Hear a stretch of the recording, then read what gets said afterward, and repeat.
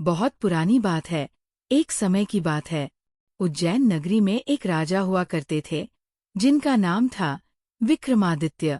वो न केवल युद्ध में कुशल थे, बल्कि न्यायप्रिय, दयालु और वचन के पक्के भी। उनके दरबार में एक दिन एक अजीब साधु आया। लंबा, दुबला, भिक्षु वस्त्र पहने, आंखों में चमक। हर दिन वह राजा को एक फल भेंट में देता और कुछ कहे बिना चला जाता। राजा आदरपूर्वक वह फल ले लेते और उसे खजाने में रखवा देते। लेकिन एक दिन एक बंदर ने वह फल छीना और जमीन पर फेंक दिया। जैसे ही फल फूटा, भीतर से निकला एक चमकता हुआ रत्न। राजा को शक हुआ, हर फल में यही है क्या? आदेश दिया गया, पिछले सारे फल लाओ। सभी फलों को काटा गया और हर एक में से निकले कीमती रत्न। राजा ने साधु को बुलाया। ये क्या रहस्य है? साधु मुस्कुराया, राजन, ये मेरी परीक्षा थी। अब असली काम बताता हूँ। साधु बोला, राजन, मेरी एक साधना अधूरी है। उसके लिए मुझे चाहिए श्मशान में पीपल के पेड़ से लटका एक शव। पर वो शव साधारण नहीं है। उसमें बसता है बेताल, एक चंचल आत्मा जो कहानियां सुनाती है और हर बार एक सवाल पूछती है। आपको उस बेताल को पकड़कर चुपचाप लाना होगा। अगर एक शब्द भी बोले, वो उड़ जाएगा और फिर आपको उसे दोबारा पकड़ना होगा। राजा विक्रम ने शांत भाव से सुना और बोले, अगर ये किसी की भलाई के लिए है तो मैं अपने प्राण भी लगा दूंगा। वही क्षण था जब विक्रम ने एक कठिन, रहस्यमयी और जादुई सफर की शुरुआत की।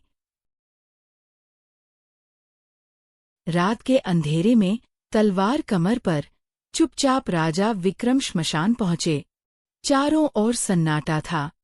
हवा में एक अजीब ठंडक और रूहों की सरसराहट। वो पेड़ दिखा और लटक रहा था एक शव। उसी में बसता था बेताल। राजा विक्रम ने बिना डरे शव को अपने कंधे पर उठाया और बढ़ने लगे वापस। तभी बेताल हंसा, उसकी आवाज हवा में गूंजी, राजन, सफर लंबा है। समय काटने के लिए मैं एक कहानी सुनाता हूँ। ध्यान से सुनिएगा, क्योंकि अंत में सवाल पूछूंगा। अगर उत्तर जानते हुए भी आपने जवाब नहीं दिया तो सिर फट जाएगा, और अगर बोले तो मैं उड़ जाऊंगा। विक्रम शांत रहे। बेताल राजा विक्रम के कंधे पर झूलते हुए बोला, राजन, अब सुनो मेरी पहली कहानी। लेकिन याद रखना, अगर तुमने उत्तर दिया तो मैं उड़ जाऊंगा, और चुप रहे तो तुम्हारा सिर फट जाएगा। अब सुनो। बहुत समय पहले काशी में एक राजा था। नाम था प्रताप मुकुट।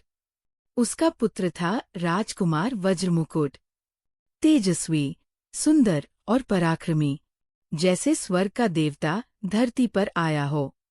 एक दिन वह अपने प्रिय मित्र मंत्री के पुत्र के साथ शिकार पर गया। शिकार करते करते वे एक शांत तालाब के किनारे पहुंचे, और वहीं कहानी ने करवट ली। राजकुमार अपने साथी से, चल, थोड़ी देर यहाँ रुकते हैं। दोनों तालाब के पानी से हाथ मुंह धोकर पास के महादेव मंदिर गए। वे मंदिर से लौटे तो देखा राजकुमारी स्नान कर रही थी। राजकुमार का दिल अटका जब उसने देखा कि राजकुमारी ने तालाब से एक कोमल कमल का फूल उठाया। उसने उसे पहले अपने कान में लगाया, फिर मुस्कुराकर दांत से हल्का सा काटा, पैर से दबाया, और फिर उसे अपने हृदय से लगा लिया, मानो कोई संकेत दे रही हो, कोई रहस्य सुना रही हो। राजकुमार चुपचाप बुदबुदा उठा। राजकुमारी थी वो, स्वर्ग से उतरी कोई काव्य की कल्पना। वो कौन थी? कहाँ से आई? ये संकेत क्या कह रहे थे? और तभी मंत्रीपुत्र ने मुस्कुराकर उत्तर दिया। राजकुमार, मंत्रीपुत्र बोला, ये कोई साधारण स्त्री नहीं, ये राजकुमारी पद्मावती है, कर्नाटक राज्य की पुत्री। पिता का नाम दंतवर्ण, सिर से कान तक, कर्नाटक राज्य, दांत से काटा, दंतवर्ण। पाव से दबाया, उसका नाम पद्मावती। और हृदय से लगाया, मतलब वो भी आपसे प्रेम करती है। वज्रमुकुट अब एक ही निर्णय पर अड़ा रहा, मुझे पद्मावती चाहिए, उसके बिना जीवन अधूरा है। दोनों मित्र गुप्त रूप में कर्नाटक की ओर निकल पड़े। लंबी यात्रा, कठिनाइयों से भरी, पर प्रेम में बाधाएं कहाँ रुकती हैं। वहां पहुंचकर उन्हें राजमहल के पास एक बुढ़िया मिली, जो चरखा काटती थी और महल में आने जाने की अनुमति रखती थी। उसी के हाथ भेजा संदेश, कुछ आभूषण भेंट में दिए और निवेदन किया, राजकुमारी से कहना, काशी का राजकुमार उसे खोजते हुए आया है। पहले दिन राजकुमारी चुप रहीं। दूसरे दिन उन्होंने कोई उत्तर नहीं दिया। तीसरे दिन बुढ़िया ने जब प्रेम की पीड़ा सुनाई तो पद्मावती भावुक हो उठीं, लेकिन क्रोध भी उमड़ा, बुढ़िया को झिड़क दिया। फिर अगले ही पल पश्चाताप हुआ, आंखों से संकेत दिए, उन्हें लाओ। और उसी रात दो प्रेमियों का मिलन हुआ। दूर किसी झोपड़ी में आंखें मिलीं, शब्द न थे, भाव ही काफी थे, परंतु प्रेम छुपता कहाँ है। किसी ने दरबार को बता दिया, राजकुमारी से कोई मिलने आया है। राजा दंतवर्ण क्रोधित हो गए, बिना पूछे, बिना सुने निर्णय सुना दिया। पद्मावती ने कुल का अपमान किया है, उसे राज्य से निकाल दिया जाए। वज्रमुकुट ने ये सब सुना और चुपचाप चला गया। ना पद्मावती से कुछ कहा, ना अपने अपमान की चिंता की, बस चुपचाप लौट गया काशी। इतना कहकर बेताल बोला, तो बताओ, हे राजन, इस कहानी में सबसे बड़ा पापी कौन? राजकुमार, जिसने प्रेम किया? राजकुमारी, जिसने संकेत दिए? बुढ़िया, जो संदेशवाहक बनी? या राजा, जिसने बिना सुने निर्णय लिया? सही उत्तर दिया तो मैं उड़ जाऊंगा, गलत कहा तो तुम्हारा सिर फूटेगा। राजा विक्रम मुस्कुराए और बोले, सबसे बड़ा दोषी वह राजा है, प्रेम पाप नहीं, भावना है। राजकुमारी ने केवल संकेत दिए, उसका मन व्यक्त किया। राजकुमार ने प्रेम में त्याग किया, बुढ़िया मात्र एक माध्यम थी। पर राजा ने निर्णय लिया, बिना जांचे, बिना सुने। वह अन्याय है।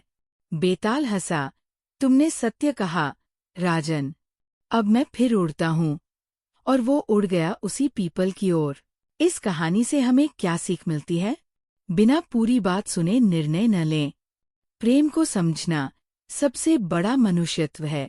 न्याय का मतलब है सबकी बात सुनना, समझना और फिर निर्णय लेना। जो राजा ये नहीं कर पाता, वही असली पापी होता है, क्योंकि पद और अधिकार का सबसे बड़ा धर्म है करुणा।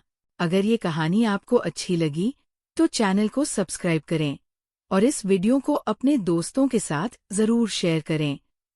हर हफ्ते हम लाते हैं ऐसी ही लोक कथाएं, बेताल पच्चीसी, दादी नानी की जुबानी।